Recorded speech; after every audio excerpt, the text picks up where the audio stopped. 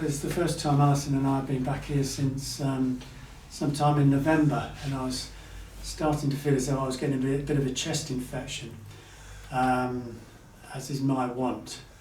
And I had a course of antibiotics, and the next thing I know I'm at the local doctor and saying you need to get to A&E at Stepping Hill urgently. So things change, don't they, in life.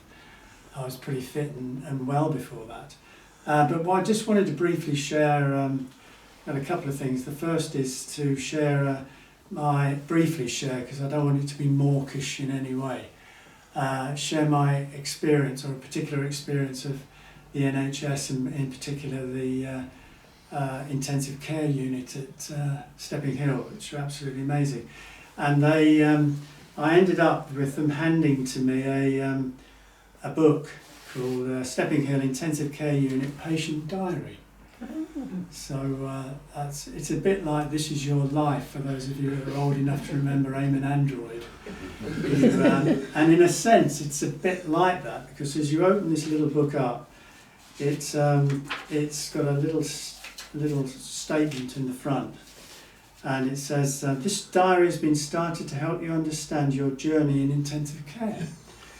During this time, you may be asleep. Well, actually, if you talk to Alison, she has said that's pretty true most of the time, actually. But while we treat you, and you may receive many life-giving interventions, it is the aim of the diary to fill in the gaps when you're asleep or may not remember, and explain what is happening to you every day. We invite your family and friends to write in the diary if they so wish. So it's a number of pages of basically the nurses who were on the shifts, either a day shift or a night shift, when I was there for I was there 8 weeks in Stepping Hill, and I was about 5-6 weeks in intensive care. Yeah. So an interesting time in my life just before Christmas and New Year, and then into the New Year. I just thought I'd read out a couple of things to give you a flavour, because it's a really, really interesting document for me, because I got up to all kinds of things when I was asleep that I never realised had happened. So it's really true that, they've really helped me understand a bit of what's happened. So this is the first session on the 30th of November, the day shift. I won't give the names of the people. We met on the morning of the 30th of November and made the decision to place you in an induced coma and use a ventilator to help you overcome your pneumonia. We've started this day to help explain what went on in the time you have lost. The same sentiment. We initially sedated you around about 1 p.m. after a long chat with your family, and they were absolutely incredible with my family. Your wife, son and 2 daughters were present before, during and after, and spent a long time in the waiting room whilst we established you in intensive care. This involved quite a long battle trying to balance your sedation, pain relief, oxygenation and blood pressure, as invasive ventilation can play havoc with the typical workings of your body. So it's that was the introduction to my journey through this book. And the other thing I'll mention is there are lots of different individuals here, and they all sign off in different ways. So this lady this is on the same day, on nights. I hope you will get very well soon, Peter. And then you get on the 1st of December, keep fighting, Peter, and get well soon. I don't know whether I was fighting. There is a comment in here from one of the shift nurses that I had a slight issue, that I kept wanting to pull the tubes out. So when they said fighting, I think they thought I was fighting them at some time. So you can imagine it was when I eventually woke up and talked to some of these people, one of them in particular said, "Did you realise how strong you were?" No. So a lot of interesting things happened. So 7th of December, and so on 9th of December, lots of people saying, "I hope you get better soon, all the best, get well soon, keep fighting." 10th. It runs all the way through, very, very interesting. And eventually, tucking along all the way through, I get to somewhere here, to the back end of this.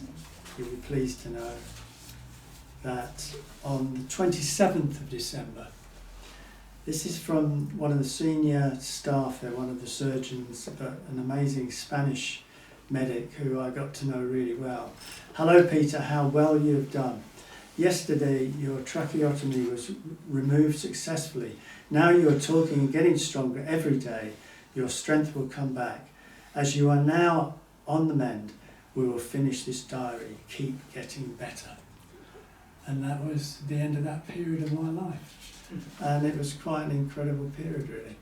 And there were various other things. I did go into another unit and I ended up at a care centre in Bramall for the last couple of weeks. But that, for me, is a representation of all the best in the NHS and what they can do when you're struggling. So that was my story of the last several weeks in my life. So I thought you might be interested in that. So I'll move on briefly to something I thought was worth at least recognising today. And that is that this is the first year anniversary of this terrible war, isn't it? Yeah. That we've seen. And I know we'll all have different views about it and so on.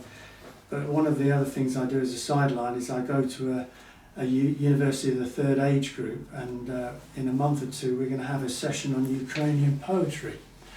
And I thought it might be interesting just to see whether any poets from Ukraine have written their impressions of the war. So here is one for your interest and to consider as a reflection on today.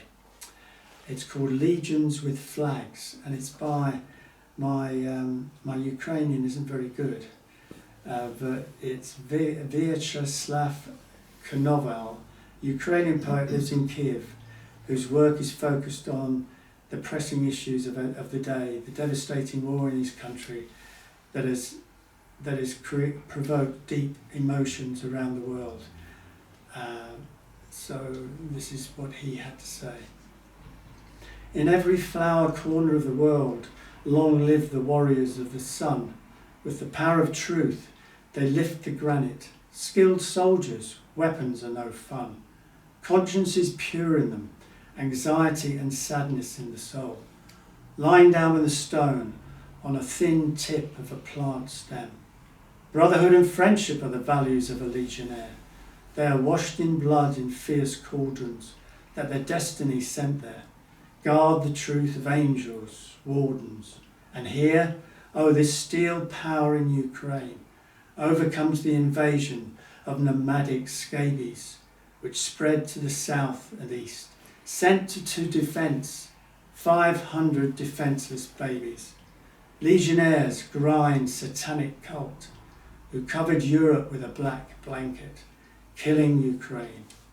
The cult will take over the planet. Thank you.